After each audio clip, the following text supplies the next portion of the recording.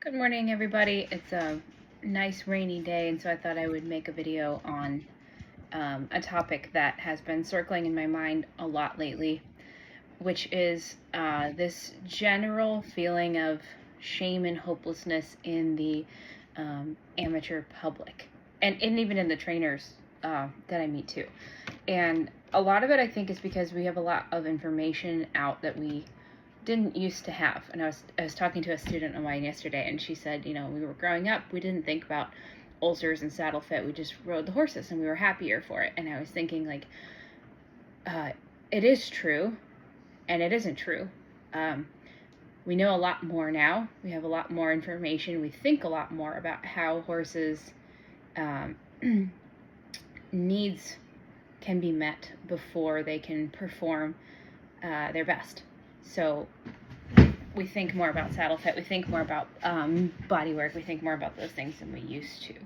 But I think it's easy to get overwhelmed in the sense where when you start to hear all these things that your horse might need or might be feeling, there's this just like a bombardment of either guilt and shame, like we can't believe that we did these horrible things to our horses without knowing, or just such overwhelm that you're like, well, I'm not even going to ride anymore because it's too much. And I think it's important to also say that some of this information is true and useful, and some of it might not be. And I don't want to sound negative, but there are certainly professionals out there who take a very doom and gloom approach and kind of get off on giving a feeling of hopelessness and shame. And I've certainly encountered quite a few that, it's like they sweep through the barn and work on every horse there, and every horse is ruined, every horse is lame. And you might have thought that the horse was perfectly healthy until this person appeared to let you know that they were suffering in so many ways, and you need them to save this horse. And there are certainly professionals who, the more they work on your horse, the worse this horse gets. And this is something that is coming up in the rehab circles a lot, is again, this sense of shame and this sense of hopelessness that your horse is so trashed, so ruined, that it needs copious amounts of body work, of course, from this specific individual, right? It has to be done this way, it has to be done by this person, and the longer this person works on it, the worse it gets. And there are some people who really get off on being crass and brash with their information. And they perceive themselves to be truth tellers, but they may just simply be rude. They may just simply be the type of people that like a little control and a little power. There are some people who have to give information that is not comfortable, and they give it to you because they care about you, even though they know it'll hurt your feelings, right? So I'm not saying that just because your feelings are hurt that this person is bad. I know I've certainly hurt a lot of people's feelings unintentionally because the truth sometimes does sting, but it matters the context it's given in. It matters if that person is interested in helping you and has the intent of helping horses and people get together, be more comfortable, be more happy. Certainly some horses are not going to be rideable. That's just a fact. Some horses are in fact too lame to ride. Some horses do need more support. But there's a type of temperament that just leaves this wake of destruction in their path, where every horse gets more lame, less workable, and then eventually maybe even euthanized. And it seems like there's just this path of destruction everywhere they go, where the people are distraught. Horses are less sound for it, and some people do like to weaponize their knowledge. They maybe they don't ride, but they know some body work, and they like to tell the truth in such a crass way that it makes people feel bad. And I really think it is important that we understand where the information is coming from and what the intent is. Is the intent to help, or is the intent of that person to look and sound knowledgeable and sound powerful or even better than you? And that is certainly a potential. And my point here is not to discourage you from getting saddle fit, body work, all that stuff, right? It's just you have to understand the context of what the information is given to you. And when you go to get support for your horse, your own internal reasoning matters a lot too. If you're feeling ashamed and trying to beat yourself up for something that you didn't know, it is very difficult for you to actually support and advocate for yourself and your horse, because it's very easy for those kinds of people to come in and sort of take control over the situation and steer it in a direction that maybe isn't best for you. And in your heart of hearts, I think you already know. This is a tricky topic too. In your heart of hearts, you already know if your horse is okay or not.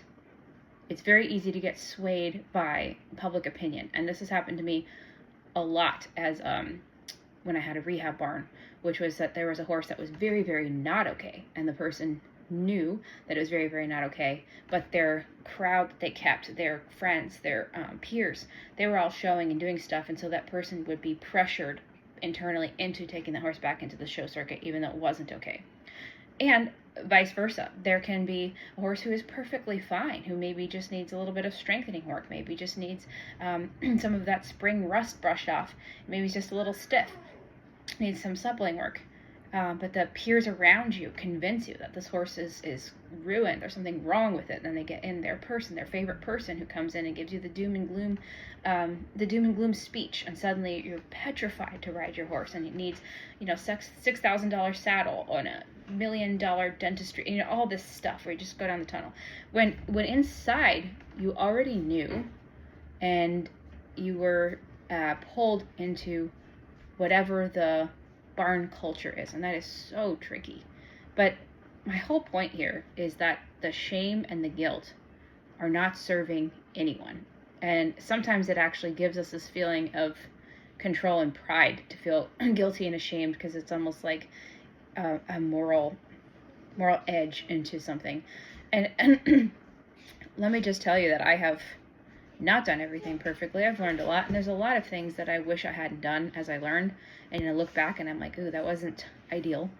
But you have to surround yourself, and I mean internally and externally. You have to build these feelings internally and find these feelings externally, or choose these avenues.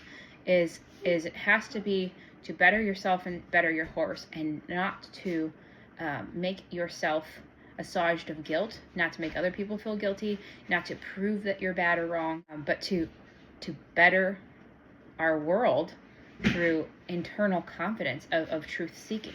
It's very different than being like, oh my gosh, I'm a terrible person.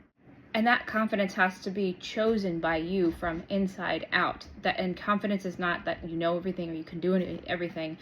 It's that your heart can guide you. It knows what is right, and you just have to seek information to back up what you need to do. You need to learn skill, you need the knowledge, you need the professionals to support you, and so on. But inside, if you listen, and if you get quiet and you get still, and you don't let yourself get pulled into this chaotic external world that is trying to clamor at you, to make you afraid, to make you guilty, to make you all these things that actually don't get you closer to the truth. When we're operating out of a place of guilt and shame and fear, we are like little bees fluttering around, never actually get into any linear path of productive work. The work can only be productive, and the horse can only be supported when we get quiet inside and stop being pulled by external chatter. And then what happens is you know where to go. You find that person that's going to help you. You know where the knowledge is that you need to go to, and then all you have to do is learn it. All you have to do is practice.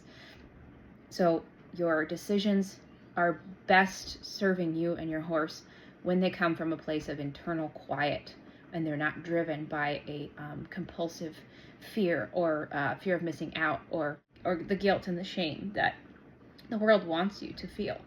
It doesn't matter where you've come from. It matters where you are now. What are you looking for? When you get quiet, all that stuff will come to you. It'll pull closer to you. You'll find it. You'll go that direction, and you will be able to help yourself and your horse. But as long as we're doing these little fearful, bumblebee, erratic decision-making processes, none of our decisions are logical. They're not linear. They don't come from a place of knowing and stillness. They come from a place of mania and fear, and that doesn't serve anybody or the horse. So that's just what I want you to think about today, is listen to that voice inside. Get quiet inside, listen. It'll help you find what you need to know, And if you actually listen to your horse, listen to your internal knowing, then you can actually serve yourself and your horse. Don't get pulled into the fear and the guilt and the shame tactics, because they are everywhere that you look and turn. You need to be strong enough to get quiet and listen inside. So that's my message for you today.